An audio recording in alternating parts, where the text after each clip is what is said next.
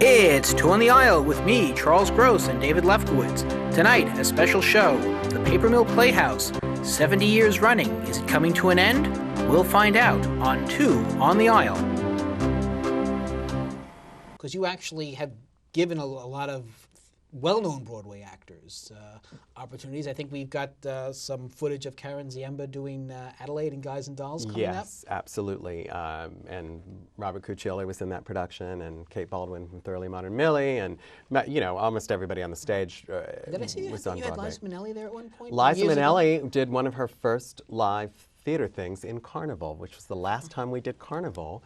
Which was back in the 60s. Liza played Lily in Carnival. Wow. Bernadette Peters was there. Carol Channing was there in a play called The Millionairess, where David Merrick saw her, and the next job she had was the lead in Hello, Dolly. Jane Fonda was there before she was a movie star. We gave Kristen Chenoweth her equity card. We launched Anne Hathaway, went through our theater school programs, performed in 2 productions there, and now is a huge movie star. We've launched Susan Stroman and Rob Marshall. You know, we've launched... The directors. Yes, Susan and Rob both directed their first show at Paper Mill Playhouse. So we've been a constant conduit for Broadway, both giving to them, but also when directors and stars, Broadway people are out of work at the moment, and there's a role that maybe they wouldn't get to do because we're reimagining a revival of something or a classic that's reinterpreted, and they say, oh, I like Karen. Oh gosh, I've always wanted to play Adelaide. And there was enough distance between the Broadway revival with Nathan Lane and Faith Prince, and she came in and put her stamp on the role. Right. Now, none of your have any of your productions ever moved to Broadway?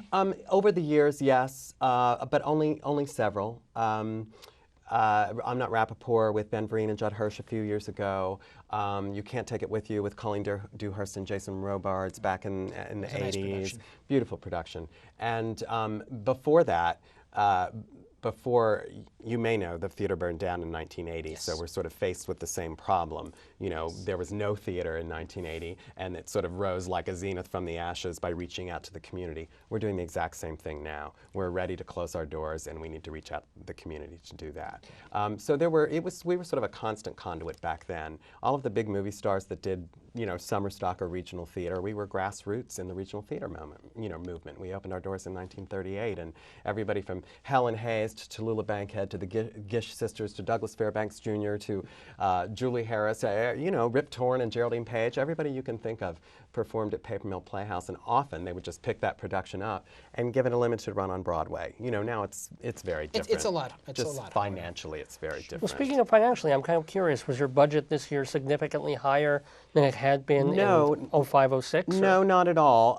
But what we went into the, I'll be very honest with you, we went into the season with a $2.8 million shortfall that our board of directors said, we will raise that money in order. That's unusual. Very unusual, in order for you to produce this season. We definitely have been losing subscribers since 1990.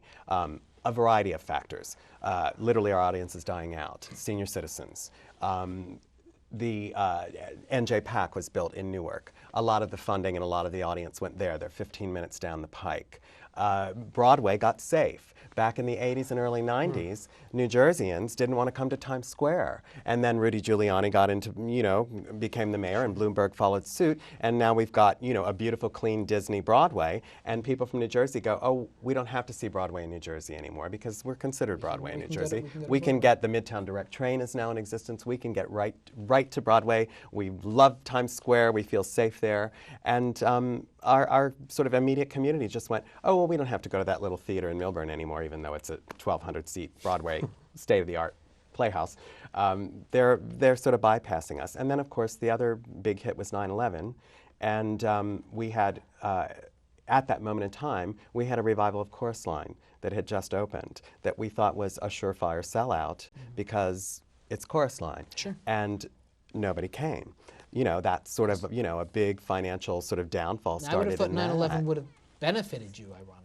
Well, if it were one more time in between it. Yeah, I think everybody, and even now with the war in Iraq, I think people are going, well, it's a very uncertain time, and theater is a luxury item, and I can play a DVD at home, especially if I have children, I have to find a babysitter and go out to dinner, and that's we have 2 jobs. three jobs actually, I should say. One is to make our theater more accessible, just cost-wise, and we've instituted many programs in that way. You know, Student Rush, and if you bring your child, the child is free, and in family weeks and things like that. What does a ticket go for at Paper Mill? Anywhere from $19 to $62. Okay, so it's still well under. Significantly less. Significantly what less do you than charge Broadway. to park there? $8. $8. Okay. And subscribers, if you subscribe for the 6 shows, it averages about $35 a ticket. So it's about half price, if you subscribe. So that's pretty affordable. Yes. And I'm curious Especially also, compared to $100. Well, yeah, or more. Yes, But yes. I'm curious, how much do you depend on subscribership and ticket sales